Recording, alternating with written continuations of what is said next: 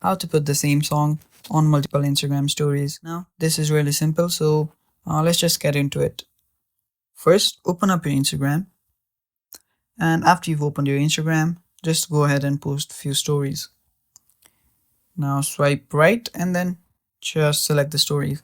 If I click on the select option right here, you'll be able to choose multiple stories.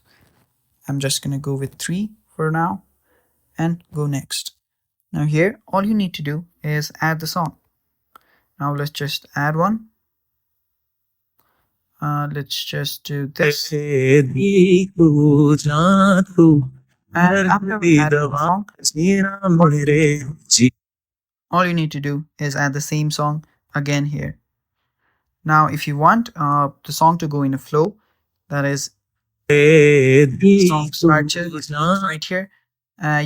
Might want to start the ending right here. So all you have to do is place the timer in just the right place.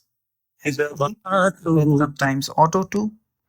If I go again here and tap on the same song, and all you got to do is just share the story. And that is how you add the same song on multiple Instagram stories. Thank you for watching. Stay tuned. Bye bye.